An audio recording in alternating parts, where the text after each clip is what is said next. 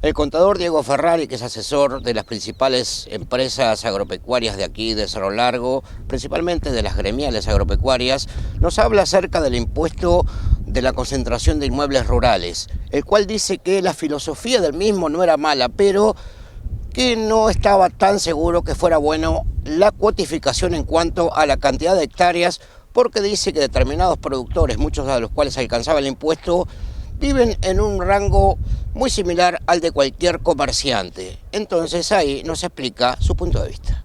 Tanto lo va a sacar que ya hay un proyecto de ley, porque de ese impuesto se alcanzó a cobrar el primer adelanto. Hay un proyecto de ley en el Parlamento enviado por la Dirección General Impositiva solicitando autorización para devolver el adelanto cobrado a todos los contribuyentes, porque en principio tendrían derecho a la devolución solamente quienes hubieran recurrido el impuesto. Bueno, como lo van a anular al impuesto, le van a devolver a todos.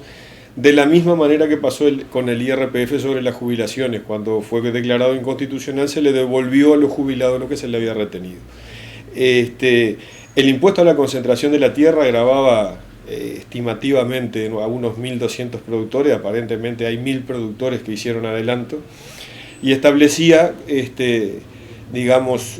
distintas superficies y distintos pagos. El impuesto se pagaba en función de que el productor tuviera más de 2.000 hectáreas y hasta 5.000, más de 5.000 y hasta 10.000 o más de 10.000 hectáreas. Hay una discusión ahí que se generó en su momento y que no fue zanjada la discusión, o por lo menos quedó vigente, y es considerar si realmente un producto, es decir, el primer punto de la escala podía ser llamado concentración de la tierra, es decir, una persona tal vez que explote 2.000 hectáreas, que esto son situaciones que de repente no maneja la gente común, vive de la misma manera, a pesar de que esté sobre una superficie que vale mucho, tiene un nivel de vida tal vez igual al de un comerciante. Es decir, entonces se discute un poco si era justo empezar a gravar la concentración desde ese límite. Pero el impuesto en sí no era un impuesto que estaba mal, porque buscaba de alguna manera que la gente que tiene concentraciones ya mucho más importantes de 2.000 contribuyeran de una manera fuerte, digamos, porque no les iba a salir barato el impuesto, y trasladar eso a la caminería, ¿verdad?, que era a la parte de las intendencias. Para el presidente de la Sociedad de Fomento Rural de Cerro Largo, ingeniero Pablo López, el Uruguay es un país caro. Por lo tanto, si al agro se lo sobrecarga con impuestos, esto lo va a pagar toda la sociedad. Por lo cual, López considera que el ISIR no lograba el efecto buscado.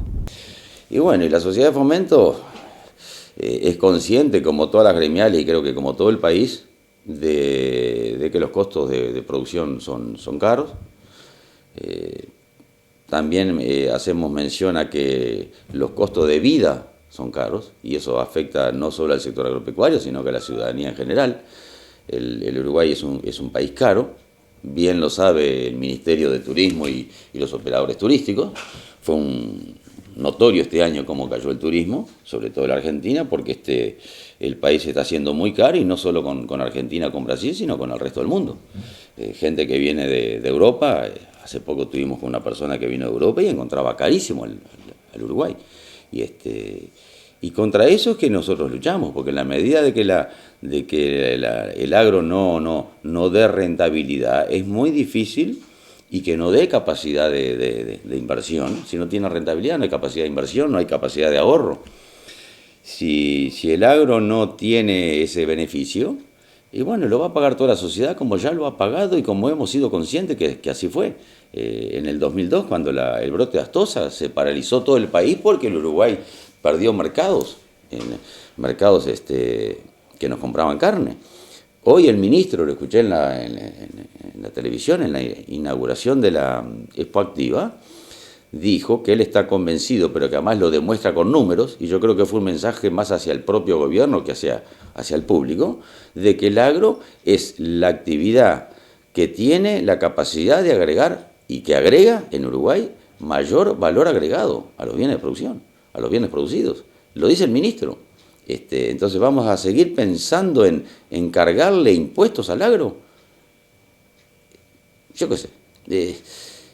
Uno no es especialista en el tema, pero cuando desde el propio gobierno se opusieron al ISIR, como lo hizo el ministro de Ganadería, como lo hizo el ministro de Economía y como lo hizo el vicepresidente de la República, grabar la tierra, primero, ya que estamos hablando del ISIR, que es tu pregunta concreta, está demostrado por economistas de izquierda, ha salido en toda la prensa, estudios que han hecho economistas de izquierda, o sea, economistas afines al gobierno, de que eso no logra el resultado que se buscaba, que era desconcentrar la tenencia de la tierra.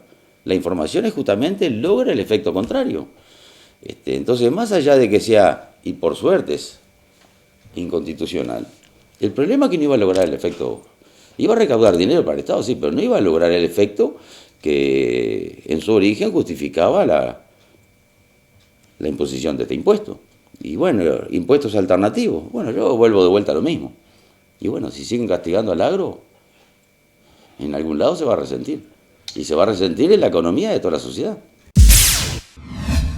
Rafael Sorribas dice que en Uruguay los costos son muy pesados y sobre todo en lo que hace al precio de los combustibles, que está directamente ligado con toda el área productiva, tanto de maquinaria, transporte y lo que son los movimientos de los productores para sus establecimientos. Sorribas dice que los costos en Uruguay son muy pesados.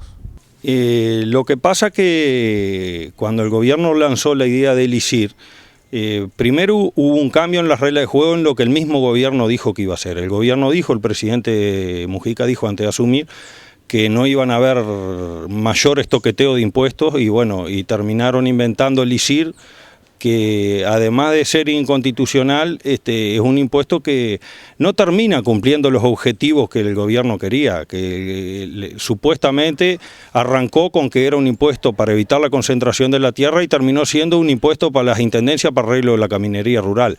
Entonces aquello empezó mal y terminó mal. Una vez declarado inconstitucional el ISIR, volveríamos al impuesto al patrimonio. No hay mucha certeza de cómo funcionaría. Lo consultamos al contador Ferrari acerca de cómo influiría esto en los productores agropecuarios.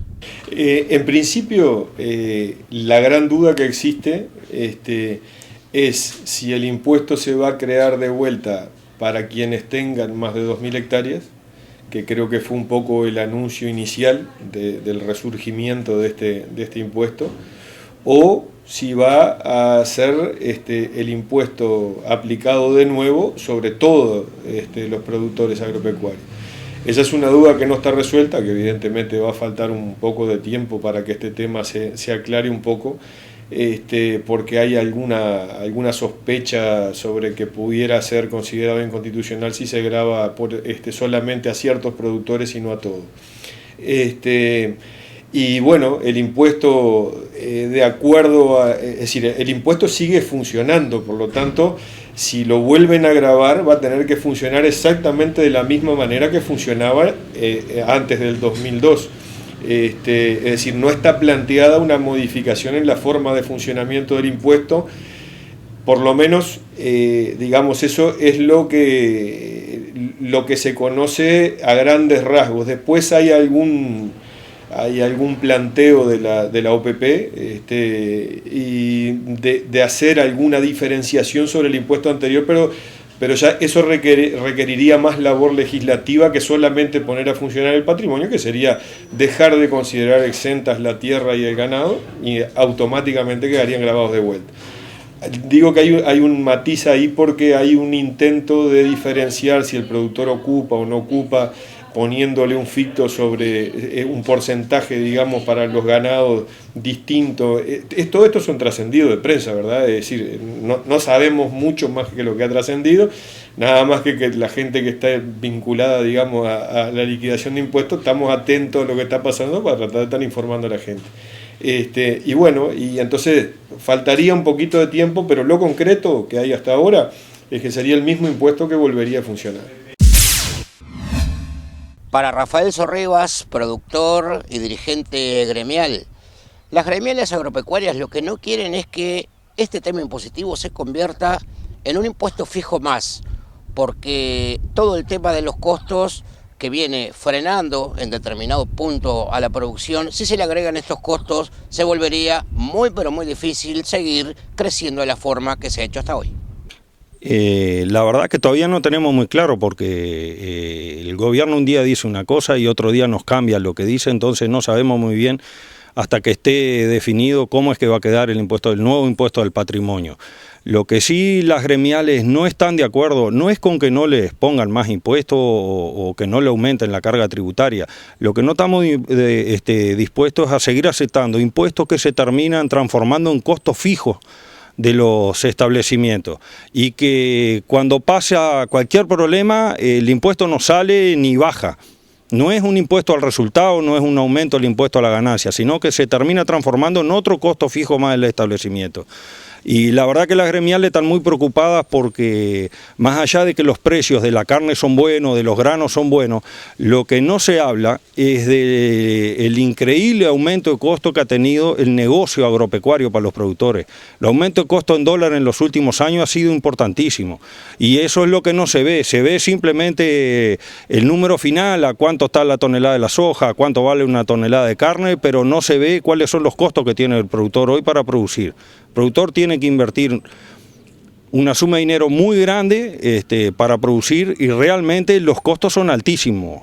Y eso es el problema que vemos, es que le estamos añadiendo otro costo fijo más al establecimiento. Como contrapartida, el dólar pasó para abajo la banda a los 19 pesos. Sí, ese es el mejor ejemplo, ¿no? Hace prácticamente que 5 años que estamos con el dólar en la vuelta de los 19 pesos y todos los costos en pesos han subido todo, subió el combustible, subieron la luz, subió los sueldos, subieron los aportes, subieron los impuestos en pesos y sin embargo el productor, el aumento del precio no compensa la baja del dólar. Y el aumento de los costos, entonces la ecuación al productor le queda cada vez más chica y esa es la verdad de lo que hay que discutir es el aumento del costo. Desde la Sociedad de Fomento Rural de Cerro Largo son coincidentes en esta opinión. En realidad es una opinión bastante generalizada en todos los productores y las gremiales agropecuarias. El costo de la energía es muy elevado, el costo de los combustibles también, y el costo del dólar ha sido muy depreciado, lo cual obstruye el crecimiento de la producción. Yo acabo de cambiar unos dólares a 18.88. El gobierno dice que la caída del dólar obedece a otros sectores, a otros factores. Bueno, yo no sé a qué factores obedecen. Hay algunos economistas que dicen que el peso está sobrevaluado. Bueno, los especialistas discuten ese tema. Ahora, lo que vemos nosotros es que cada vez las cosas en dólares nos cuestan más, hay una inflación en dólares enorme. Tenemos energía de las más caras, combustible, energía eléctrica. Tenemos un costo de mano de obra que es elevado en relación a los otros costos y a los ingresos que tenemos. Con esto no estamos diciendo que el sector agropecuario esté en contra del aumento de salarios y de que el asalariado o el empleado rural tenga buenos ingresos, no. Estamos de acuerdo con pagar muy buenos sueldos, pero tenemos que tener la posibilidad de pagar buenos sueldos. El agro yo creo que no tendría inconveniente ninguno en pagar mayores sueldos de lo que hoy se paga, en la medida que se le bajen otros costos, que son costos que provienen del Estado. El costo del Estado es enorme. Todos sabemos que el Estado es demasiado, yo ahora no recuerdo cifras, pero una vuelta leí la cantidad de empleados públicos que tendrían que tener países, y ahí comparaban países de Europa desarrollados, países de América desarrollados, con respecto a Uruguay. En función de la población que tenía Uruguay y los empleados públicos que tenía Uruguay, ¿cuántos empleados públicos deberían tener esos países que tenían una población muy superior a la nuestra? Bueno, asustaban las cifras. En el próximo bloque seguimos conociendo las diferentes opiniones acerca de los tributos al agro.